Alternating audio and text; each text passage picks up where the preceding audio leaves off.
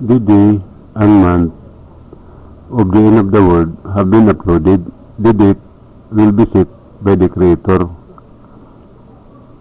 It has verification or evidence. It has also been uploaded. This is not a religion. It is a commandment.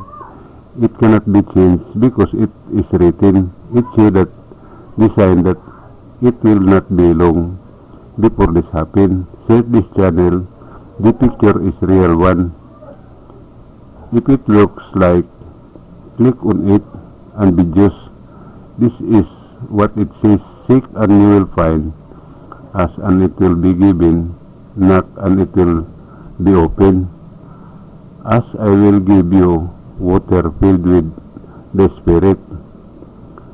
The knocking, I will bring people to the door of paradise in heaven, and they will enter heaven alive.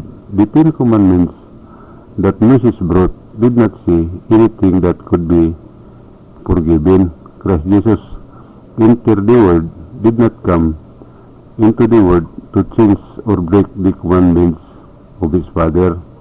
He came into the world with the mission of letting people know that human have soul, and because of Iglesia, that would call those people who would enter heaven alive and would reveal the true name of the Creator and His will. He will not save people. Whoever want to be saved must do the commandments. Whoever is free from sin can now walk on the sea like Christ Jesus. That is the sign or basis that the people has been forgiven of sin or is clean. The history of the life of Christ Jesus is written in the book called the Bible, from the womb of the Virgin Mary until his departure from the world. Christ Jesus lived 3 commandments. These are written in the book. Because of the recent translation of the meanings of the imprimatur in the books, there are books that say different things, and there are no more of his true commandments. The commandments is most important for the salvation of man. This commandment is number 1, no one can come to my Father who is in heaven unless he drink the water filled with the Spirit, and thus the will of my Father. Number 2, call on my Father and call on me too. Number 3, praise my Father and thanks Him. How true praise and thanksgiving will be known to you in the future. These commandments are connected to the word that are placed in nature or hidden words in time. At the time of Joseph's marriage to the Virgin Mary, the Virgin Mary said to him, "When you marry me, I am pregnant. I don't know how many months it is because my menstrual period is abnormal." He still supported his plan. Because the Virgin Mary's belly was big, Joseph wanted to give birth there in Jerusalem. But during their journey, the Virgin Mary learned that she was felt about to give birth. So they went to the manger, and there Christ Jesus was born. The Virgin Mary gave birth as if nothing happened. Christ Jesus was born without a womb. The surroundings were illuminated by a star. Joseph believed that Christ Jesus has came from heaven. When the 6 days arrived, 3 angels visited them, each of them carrying something that was given to the Virgin Mary. First, Omega Alpha was explained to her. The second was the calendar. It was explained that it had a sign on the day of the soul, because man has a soul for the people who have passed away. They told her to mark her birth and said that when all the pages are finished, it would be 1 year, and start again with the second. They told them to leave the next day. The countdown begins in January. Its name is the month. The third was Bismillah. She was told that this is the key to knowing the true name of Creator, and as well the beginning and the end of the world, how it will happen, who will enter heaven alive, and how many of them will there be. And she was told that when your son turned 28 years old, give him everything we brought him. In the month of February 28, the people at the manger saw that Joseph had tools for the trade, so they took to him and told him to stay with her wife in their place, because they were going to build a fishing boat. They went with them to the seashore or beach. When the time came to give the angel gift to the son, they did not see Christ Jesus. The next day they meet, so the Virgin Mary date was put on the 29th of February, and that's when Christ Jesus attained to preach about heaven. He had a close friend since childhood. They were always together. This is Judas. As they walked along the seashore, they saw 11 fishermen who were sad because they had not caught even a small fish. Jesus Christ appeared in his power, and they believed, and they became disciples of Christ Jesus. 12 of them were with Judas.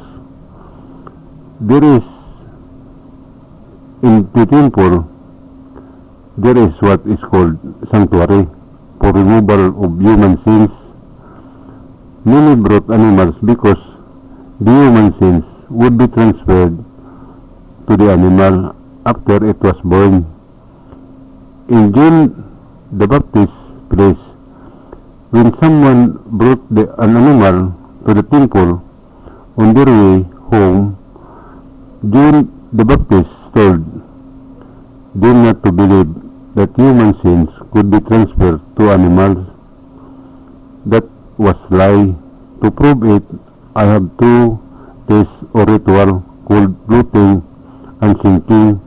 This is the sign that the person is no longer guilty, and because there is one Christ Jesus involved, he called it the beginning.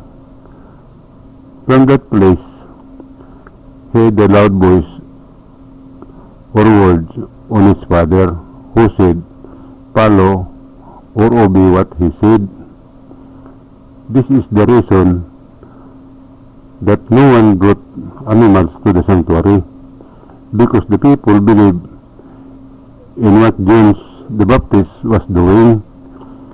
In the anger of the Jews, because he was the reason John the Baptist was arrested and beheaded. Years passed, Christ Jesus preaching and healing people. One day, when the Jews gathered in the temple, Christ Jesus went, not to pray, but to say that in 3 days this temple would be destroyed. What he said happened. No one knows how it happened, and they blame Christ Jesus for what happened. At that time, Christ Jesus told his disciples that the end had come. I'm going to my Father in heaven, and he said that I will choose who will be your leader, and he said that I will make our Last Supper, and he said tomorrow we will go to the neighboring mountains. The next day, he said, bring a stone each When they arrived at the place, he made bread from the stone. They brought and he said, "Tomorrow we will return." Here, when they returned, he said, "Whoever can go the farthest and cross the stone will be your leader. All those who can cross the stone will be the only ones who can preach. Those who cannot cross the stone will be the ones who will help with the work. The last one will be the first to stand up and leave. Peter will be the farthest away, and Judas will be the last." When they returned home, Christ Jesus immediately called Peter and gave him two things, the baptismal law and the calendar, and he told him to mark the calendar with the day of his death and have it copied by all his companions. They already know this because Christ Jesus had taught them before. This baptismal law is the key to unlocking my Father's throne name and his will. The one who will open is a person, he is the Ecclesia. I will teach you where it came from, and I will be with you tomorrow. Do not show it to your fellow disciples. Look for your lineage that you can trust.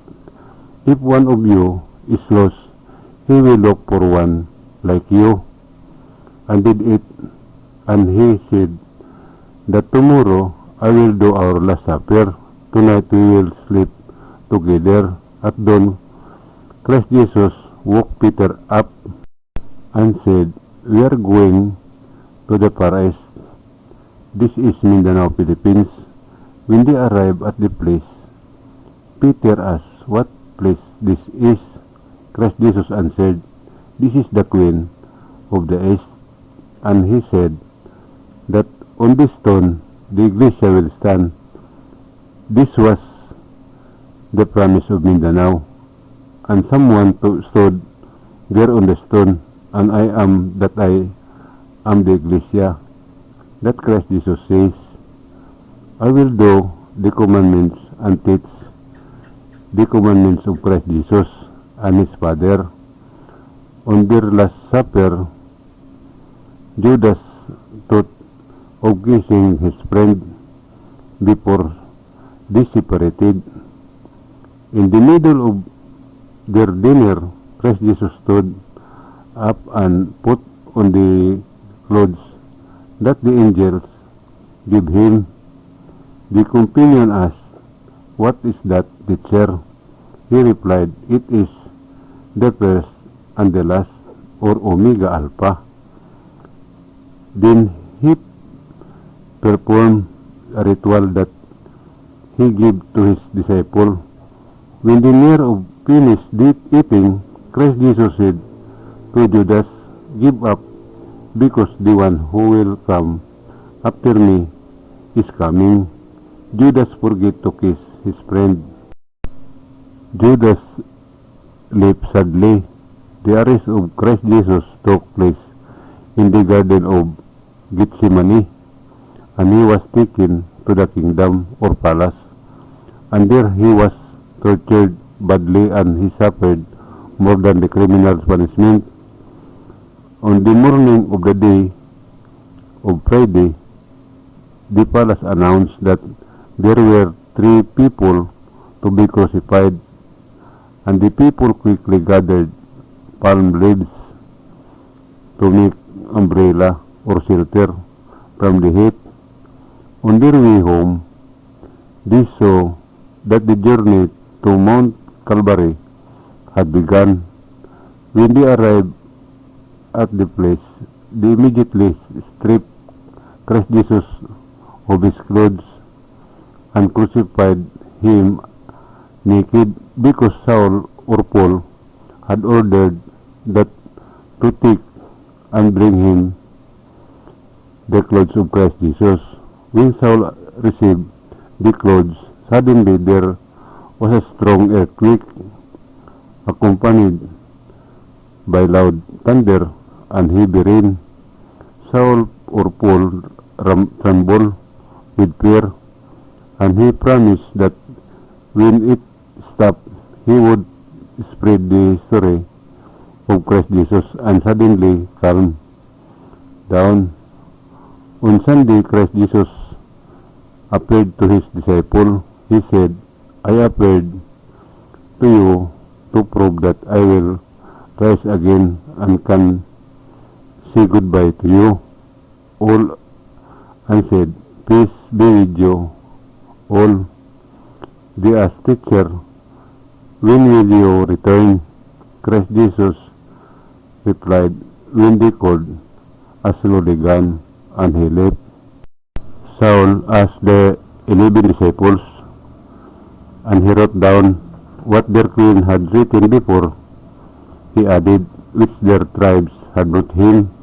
He added words so that he could eat and live while he preached. This is the beginning of the Bible, which is now spreading all over the world. This video has a curse because 70% of the hidden words of time is open here, so that you can avoid the curse. Share it to other people. The punishment here is heavy. The curse will only stop when I face the people. I will open the 30% that is important for human salvation. These are the words that are placed in the nature. If anyone can help me with my personal appearance to people who has a connection to a politician or government official, this is my contact number on my cell phone, 0953-002-3408. Text me, introduce yourself, where you text, and what do you need. I am hoping for someone who will help me with my appearance to the people. Thank you, and mabuhay.